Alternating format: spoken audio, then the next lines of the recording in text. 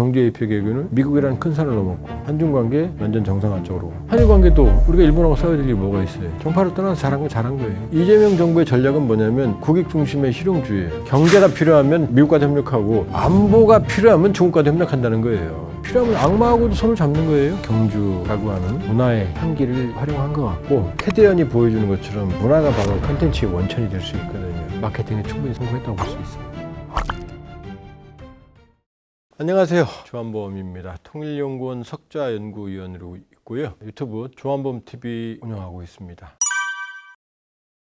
큰 산을 넘었다. 그러니까 이번에 합의문도 없고 MOU 체결도 아직 안 됐고 비판의 소지가 있지만 그런 말 다 의미 없습니다. 트럼프라고 하는 인물은 한미 FTA를 깬 사람이에요. 국가가 체결하고 오해가 비준한 걸. 그러니까 지금 아주 큰 입구에 들어섰다, 관문에 들어섰다 이렇게 볼 수가 있고 안보 분야가 있고 경제 분야가 있었죠. 안보 분야에서는 큰 이견은 없었던 것 같다. 국방비 증액 이 대통령이 충실하게 하겠다. 농축 재처리 핵심 잠수함 큰 입구를 열었고 특히 이제 주목할 부분은 헤그세스 미 국방부 장관이 뭐라고 말했냐. 한국이 전작권 환수 훌륭한 일이다라고 그랬거든요. 동의한다는 얘기죠. 그러면 안보 분야에서는 동맹 현대화 포함해서 상당히 만족할. 또 이번 에이펙 전에 우리 당국자도 안보 분야는 아예 합의문까지 만들어져 있을 정도다라고 했거든요. 정말로 저도 많이 놀랬지만 공개적으로 핵심 잠수함 농축 재처리 수건 중에 수건 완벽한 건 아니죠. 한 발 다가갔다. 이건 정말로 큰 거다. 김영삼 정부 때부터 시작됐던 30년간의 수건 완전히 풀렸다고 할 수는 없지만 풀리는 순간이다. 경제 분야로 봐야 되는데 상당히 성과가 있었다. 자, 트럼프 대통령은 3,500불 업프론트 현찰 선불 이런 표현했잖아요. 그런데 이 성과가 잘 됐다고 하는 거 어디서 볼 수 있냐면 트럼프 대통령이 우리 김정관 산업통상부 장관 보고 뭐라고 말했어요.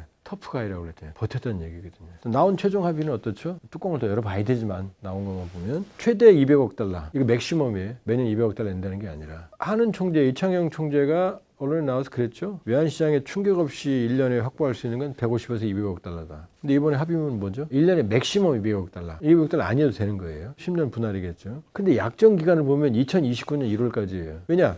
200억 달러를 못 내면 줄일 수 있게 돼 있거든요. 그러면 이건 우리가 감당할 수 있는 부분이거든요. 거기다 3,500억 달러 중에서 1,500억 달러는 마스가 미국의 조선업, 그건 우리 기업이 주도하고 여기에 보증, 대출까지 다 들어가는 거예요, 금액이. 그렇게 보면 처음에 트럼프 대통령이 얘기했던 황당한 현금 선불 3,000억 불 이게 아니잖아요. 그리고 또 하나는 바로 이제 리스크죠. 트럼프가 원래 처음에 말했던 건 니들이 돈 내면 내가 마음대로 내가 원하는 데 쓸 거야. 근데 그게 아니잖아요. 우리는 철저하게 상업성, 그러니까 망하는 데는 투자 안 하는 쪽으로 경제적 거래 베이스로 한다라고 얘기가 서로 된 거란 말이에요. 따라서 트럼프의 그 말에 모든 게 다 들렸다. 터프했다 한국이. 버틸 수 있는 힘은 뭐냐? 펼칠 수밖에 없는 상황이니까. 협상을 할 수 있는데 우리가 안 주면 미국이 치고 들어왔겠죠.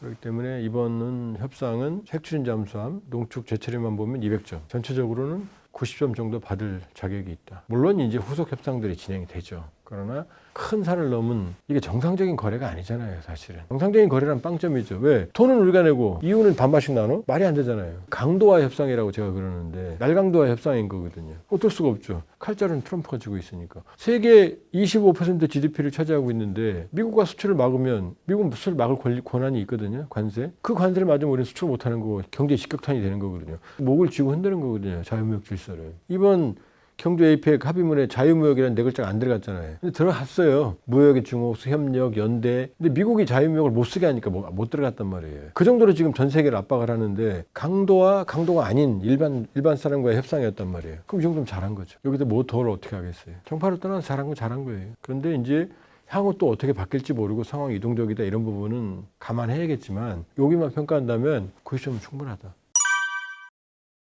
잘 됐죠. 왜냐? 이재명 정부의 전략은 뭐냐면 국익 중심의 실용주의예요. 안미 경중 시대는 끝났다. 그래서 이제 아닌가 봐. 이제 그 미국만 잡나 봐. 이재명 대통령 말은 그런 뭐 양다리 이 말을 한 게 아니고 미국을 간다가 아니라 경제가 필요하면 미국과도 협력하고 안보가 필요하면 중국과도 협력한다는 거예요. 우리를 중심에 놓고 보겠다는 거예요. 그러면 중국이랑 지금 싸워야 될 이유가 없잖아요. 지금 미국 관세 전쟁에서 동병상련인데. 그러니까 국익 중심의 실용주의면은 필요하면 악마하고도 손을 잡는 거예요. 국익은. 개인 간의 거리가 윤리가 아니니까 냉정한 거란 말이에요. 그러면 시진핑은 또 어떤 입장이냐. 트럼프가 동맹에 등을 치고 있죠. 질서의 파괴자예요. 트럼프는. 여길 지금 파고들고 있어요. 그 흔들리는 미국 동맹 EU와 무역을 강화하고 미국이 책임을 방기한 지역에 지원을 많이 하고 지금 트럼프는 어떻게 해요? 지난 9월 말 유엔총회에서 유엔 필요 없어? 내가 다 잘했어? 이번에 경제 에이펙도 와서 뭐야? 나 잘났다 하고 갔잖아요. 지금. 기자랑만 하고 간 거예요. 사실은. 오히려 시진핑이 뭐라고 그랬어요. 이번에. 공동부유, 같이 잘 살자, 포용적 발전 이런 얘기를 했잖아요. 지금. 유엔총회에서도 트럼프 대통령은 지구온난화 거짓말이야. 혼자 떼쓰고 있는데 화살 걸려. 시진핑은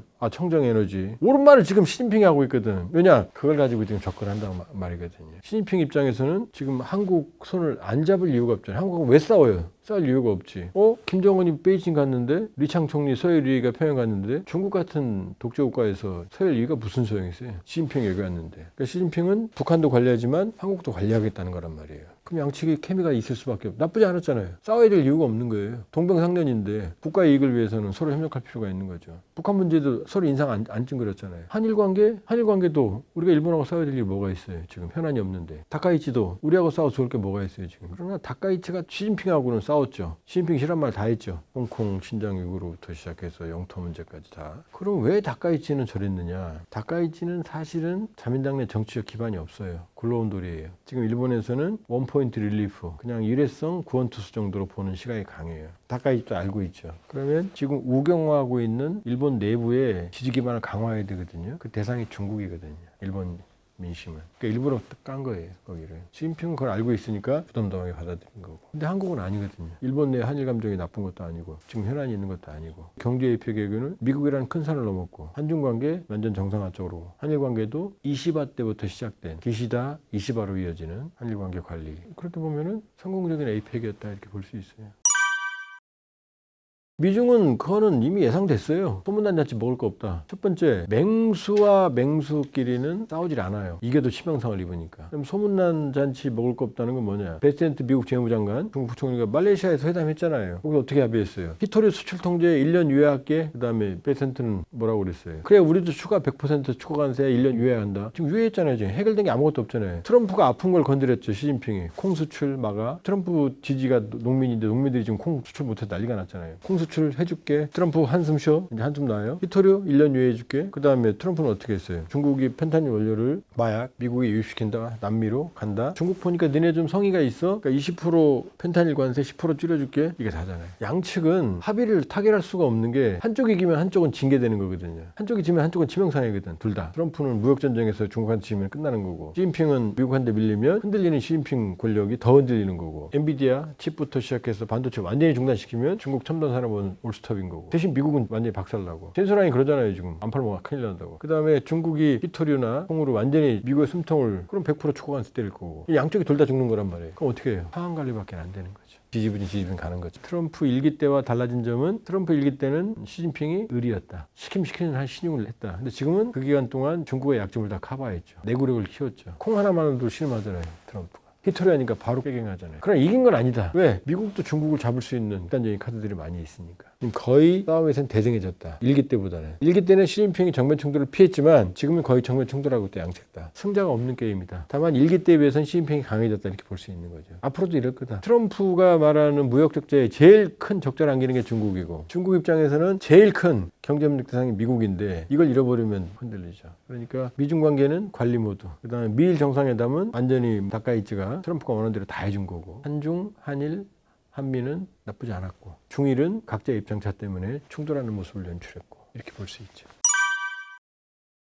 자유무역은 안 들어갔지만 다자주의를 강조했고 문화협력은 강조했어요. 그러니까 트럼프가 제일 싫어하는 자유무역이라는 개념은 빠졌지만 내용은 다 들어간 거예요. 사실은. 우회적으로는 다 들어간 거예요. 그러니까 아마 차선을 선택한 것 같고 이번 에이펙의 외신들은 하드웨어 면에서는 박하게 점수 줬죠. 왜냐면은 엑스포 한 데도 있고 인천 송도 같은 데 있고 그런 데들이 더 유리했을 수 있겠지만 굳이 경주를 따진 건 트럼프 금관 선물이 상징하는 거죠. 문화의 원천. 왜냐하면 디지털 자본주의 시대에는 컨텐츠고 캐대언이 보여주는 것처럼 문화가 바로 컨텐츠의 원천이 될 수 있거든요. 그렇기 때문에 디지털 자본주의 컨텐츠는 점점점 중요성을 가지고 있고 그 뿌리는 문화거든요. 그러기 위해서는 경주는 완벽하거든요. 거기를 지나다니다 보면 모든 문화 그 향기들을 그냥 눈으로 느낄 수가 있거든요. 그리고 신라는 개방적인 세계 국가였거든요. 전 세계가 교류하는. 그런 의미에서 문화는 우리가 특히 주도적으로 는 것 같다. 그리고 우리가 경제는 10위권, 국방력은 5위권이지만 문화는 1위권이거든요. 그 문화의 원천이 있기 때문이에요. 신라부터 시작되는. 그 이전에 통일 신라를 이룬 문화의 정점, 가장 전성기 금관 문화로 상징되는. 그렇기 때문에 경주라고 하는 문화의 향기를 활용한 것 같고, 다소 하드웨어 불편이 있다 하더라도 성공한 것 같다. 그리고 문화 강국으로서의 위상을 보여주는데 마케팅에 충분히 성공했다고 볼 수 있어요.